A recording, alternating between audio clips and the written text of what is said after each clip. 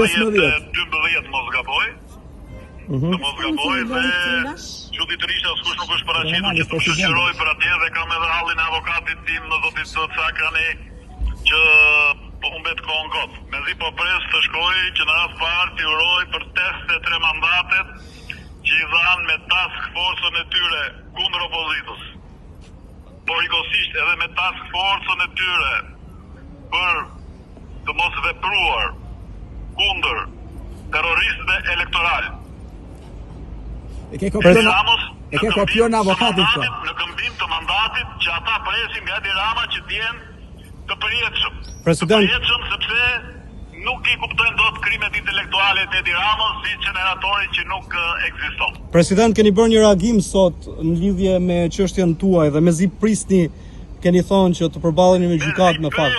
Dhe nuk kam kur ndërmend të kërkoj as mbyllje me procedurë as gjë, mezi po pres në sallën e gjyqit ku do jeni ju, ku do ketë gazetar ndërkombëtar, në mënyrë që të shikoni ato shkrimet e Meropazës edhe të tjerëve si Mero që kanë bërë ata dhe që i falenderoj këta të sfakut, edhe të shikojmë edhe faktet, edhe provat se çfarë është kjo organizat në shërbim të veprave të Edi Ramës. Pjell e një votimi antikushtetues me 69 vota të prokurorit përgjithshëm Arta Markut, që zgjodhi KLP-n në mënyrë të palishme dhe pastaj zgjodhi edhe këta. Kështu që mezi po pres, nuk do të ketë kur kërkesë nga Ilir Meta për mbyllje me procedurë, siç nuk ka patur as në të kaluarën.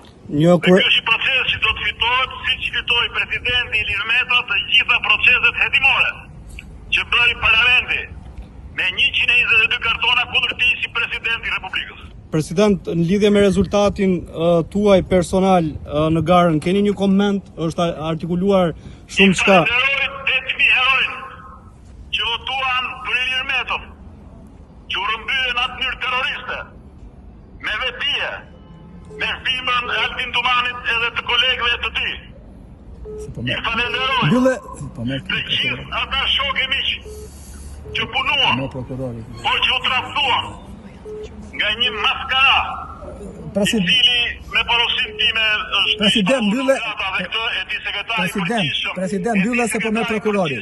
President. I Partisë së Lirisë, i cili dorëzoi listën prej 12000 emrash që kishin bërë shokët, miq, dashamirësit e Ilir Metës për do të Ilir Metën te patronazhistët, sepse priste që të bëjë sekretari përgjithshëm në vend të Tedi Blushit sipas premtimeve në bashkëpunim edhe me bashkëpunëtorët e bashkëpunëtorëve.